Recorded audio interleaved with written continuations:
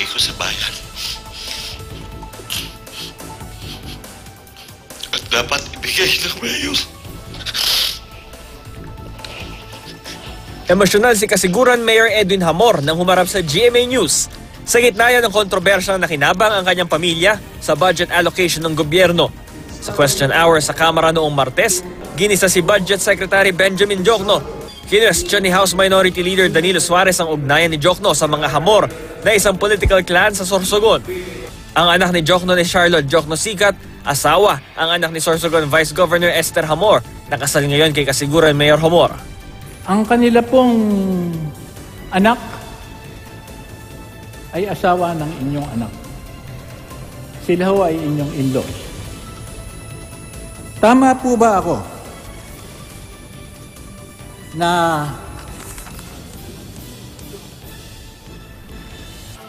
meron po tayong project na gagawin sa dalawang lugar na ito na nagkakahalaga ng 2.8 billion? I'm not aware of that. That's not part of your question. And Yeah, I yeah. can answer, I'm answer just- that at the appropriate Your Honor, time, I'm Your just- Honor. I've served 3 presidents.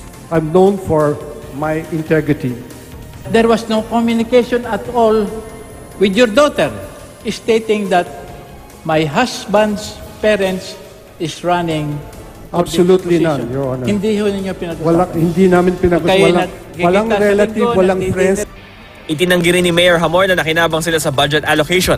Wala rin daw itong kaugnayan sa eleksyon 2019.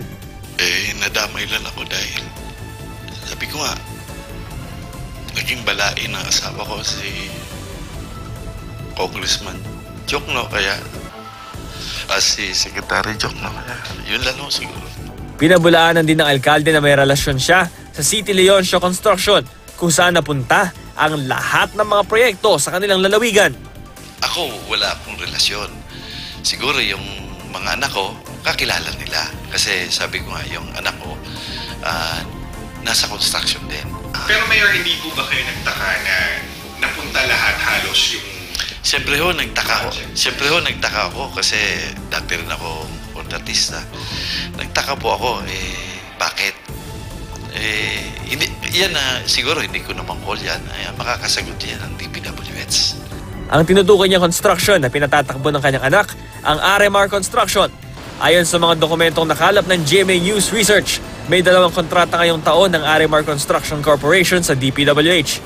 Parehong may ka-joint venture ang RMR sa mga proyekto. Ang isang kasosyo nila, ang City Leoncio Construction, na iimbestigahan ng Kamara. Hindi po ba ito conflict of interest, Mayor? Sa tingin ko po, hindi naman siguro kasi hindi naman sila nangontrata sa bayan ko.